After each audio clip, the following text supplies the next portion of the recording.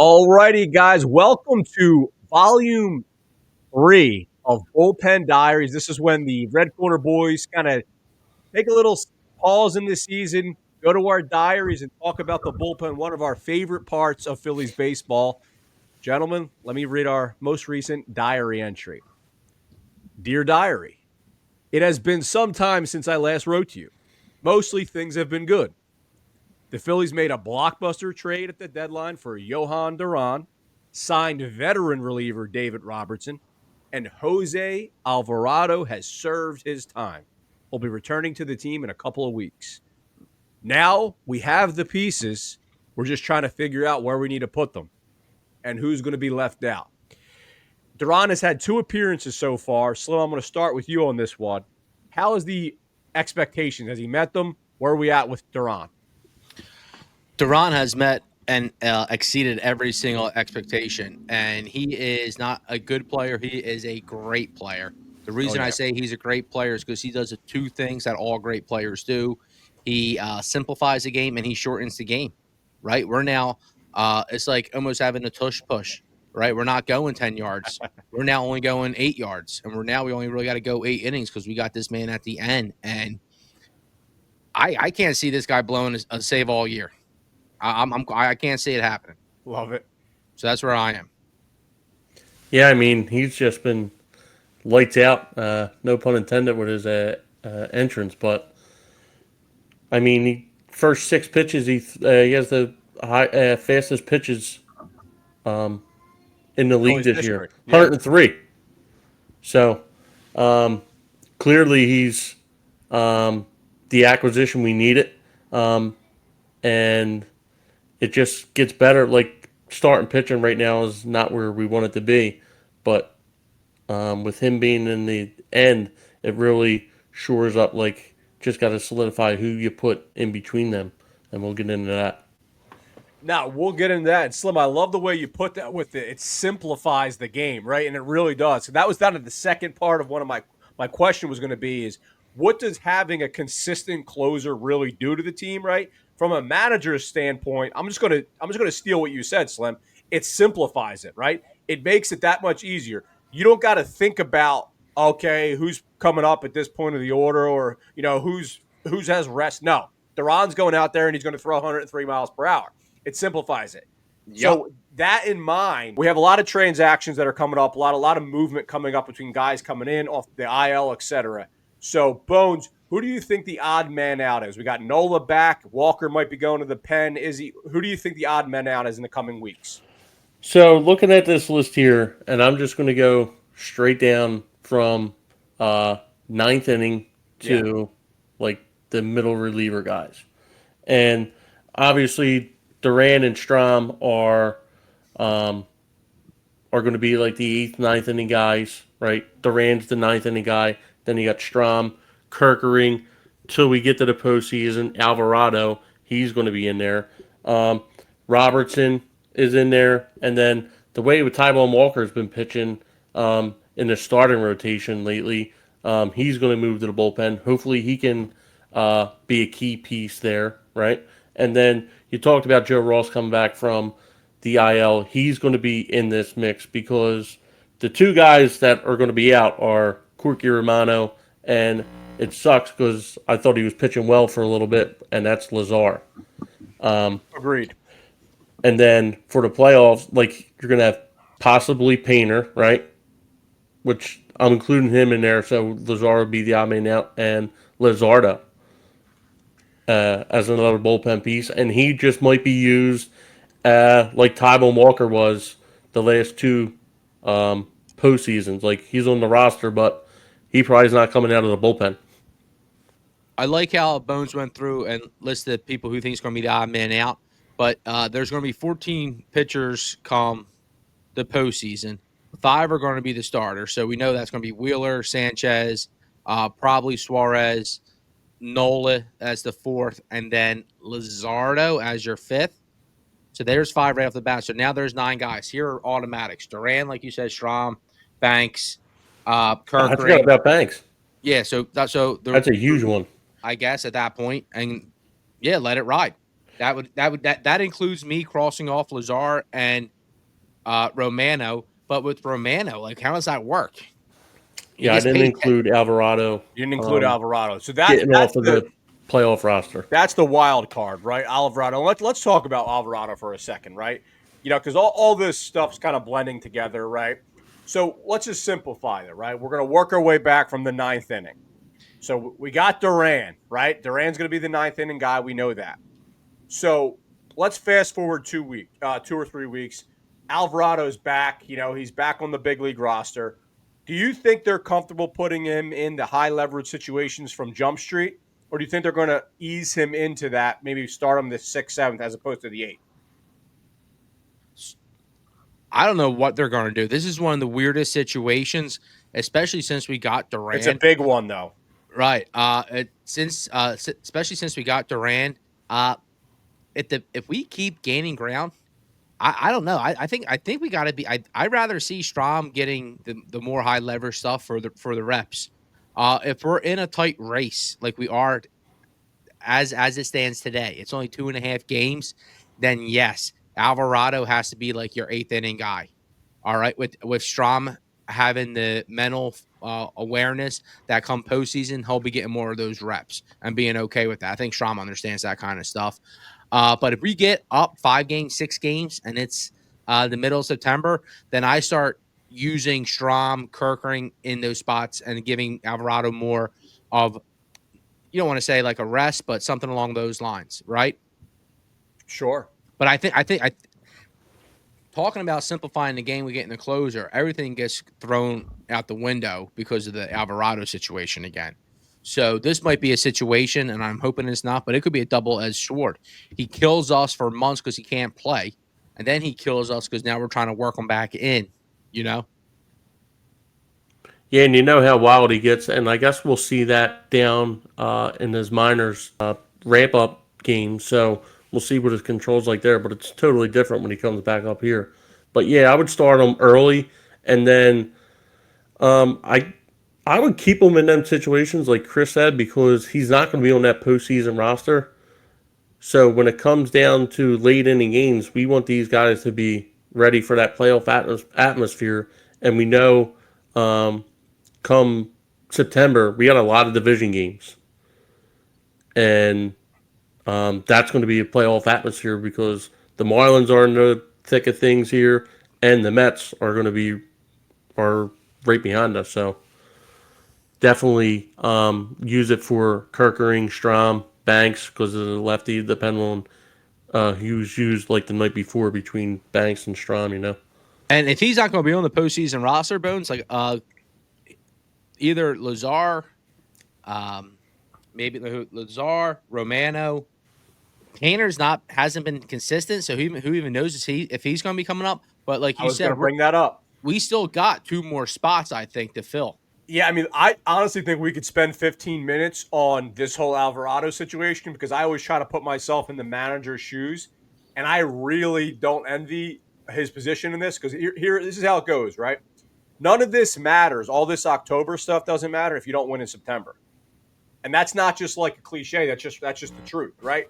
The reality is if Alvarado ramps up relatively quickly and in mid-September he's your second best reliever, which on paper he is, right? I want him in a high leverage situation. I don't care if in October he's not going to be there. I need to win that game. So that's where I think this is going to be very interesting. I see the opposite, of course, but I really do. So I have this written down right here. This is how I would do this in an ideal situation, which I know it's not an ideal situation. 9, we got Duran, 9th inning. The 8th, I have Kerkering or Alvarado, depending on matchup, right? I have that matchup specific. Strom, I have 7th inning. And then 6th, I have like a combination of maybe Taiwan or Robertson, depending on cleanup or an actual short start. If we got the starting pitcher who had a short day, then you got to put in a Taiwan or a Robertson type guy. That's how I would do it right now. This is going to change every week. What do you guys think about that? Well, right now Walker's a starter, right? So I'm saying when Nola comes back in 2 weeks, knock on wood. Okay, so when Nola comes back, like you said, this Alvarado situation, you don't envy it. This is my least favorite Philadelphia story in a while. I don't even like it's hard to talk about because there's no true fruition with Alvarado at the end of the season, right? So what I would what I would do is I would give it to Alvarado in the eighth inning. We'll probably not get up enough games to where it won't matter. And then like I said, I would split the seventh inning with Kerkering and Strom, knowing that those two will probably be splitting eighth inning work come October. That's fair. So you're giving Alvarado the eighth, dependent of.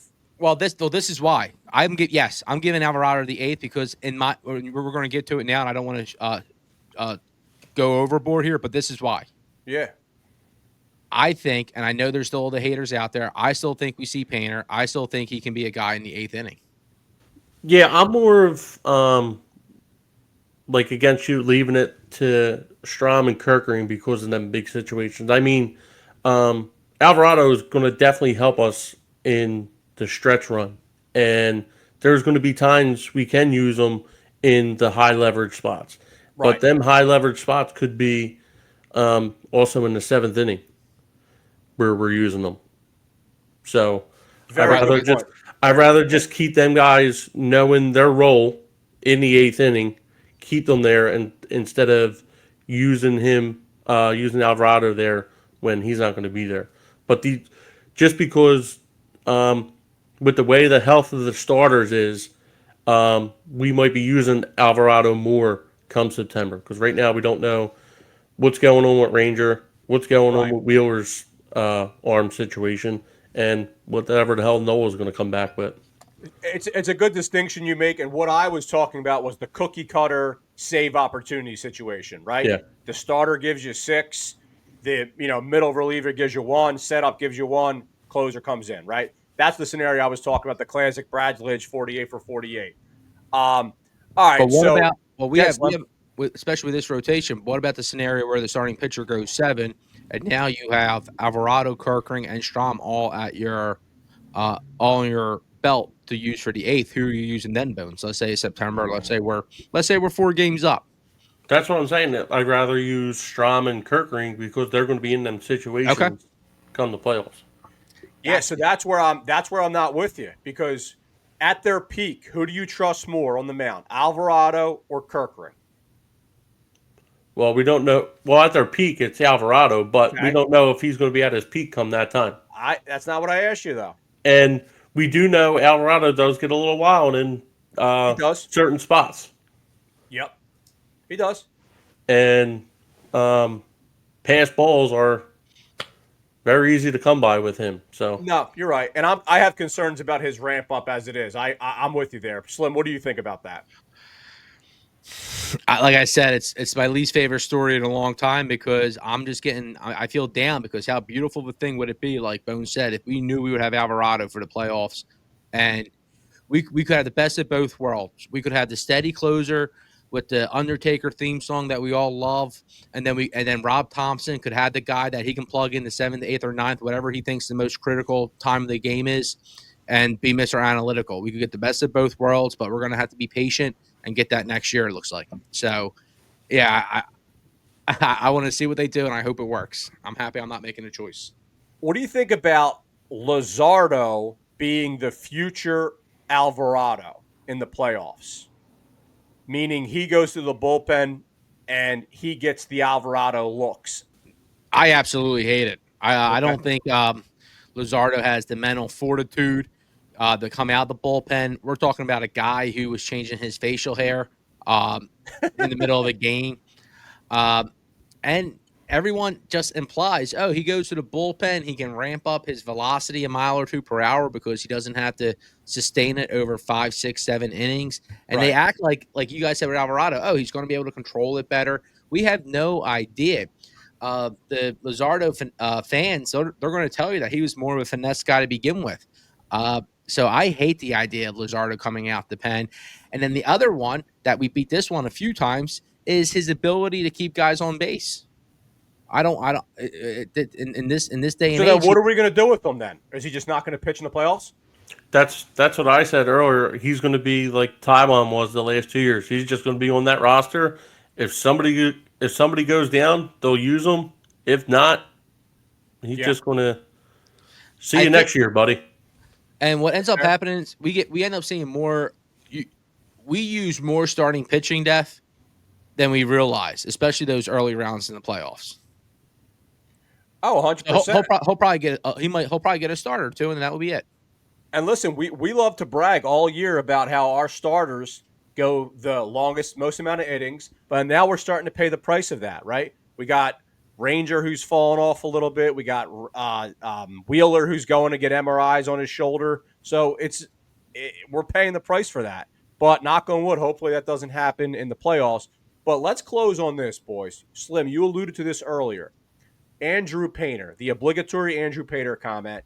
He's hot and cold in the minors down in Lehigh Valley. He just had another cold start most recently. Where does he fit in? Bones, I'll start with you on this. Where does he fit in? I think he's going to come up. They've been talking about this same thing with Justin Crawford, maybe this 15th range. But Okay.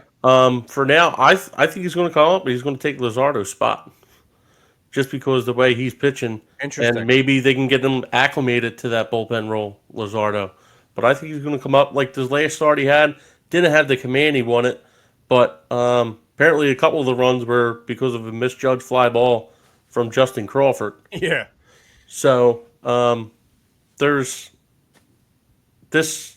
He's inconsistent right now. I don't know if he like needs like a mental check Yeah. or like all this stuff's getting to his head. He's trying to like over pitch. I don't know, but I think the kid's ready.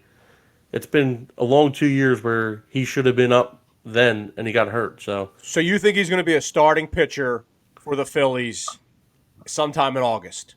yep, Because that keeps on getting pushed back, right? yes, I I think mean, it's going to be sometime I'm trying in to August. think of an analogy, Slim. Maybe you can think of something, but we've been pushing this Andrew Painter first start back. You know, it's like a flight delay. I feel like there's one. I feel like I'm sitting in a terminal for a Spirit Airlines flight, and I keep on looking up, and the flight keeps on getting delayed and delayed. All right. I think we're going to see him start. I would love to see him start in August.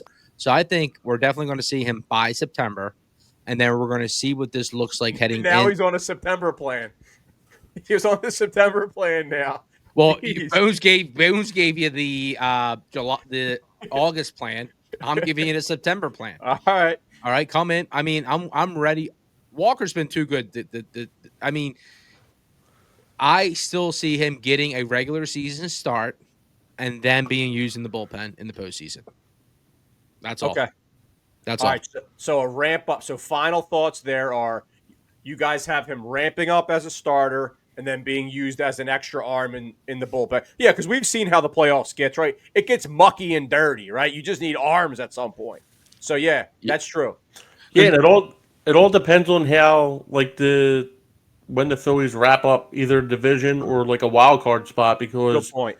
if they got to use, say, their top three starters the last weekend of the season just to get into the playoffs or clinch the division, that means, say it's the wild card, Tuesday comes around, they're going to be playing, and it's going to be their four starter Right. making that start in game one of the wild card round, Very which they good still point. might do anyway if they don't get higher in the overall department of the NL picture. Right. Yeah, next week we're going to be going to Chris's bachelor party in Washington as artists because Andrew Painter is going to be making the start. Yo, Oh, wow. are we, All right, guys, if you are still here, this has been Bullpen Diaries Volume 3. Hit that subscribe button. Make sure you check us out on all of our socials, and we will see you soon. Go Phils.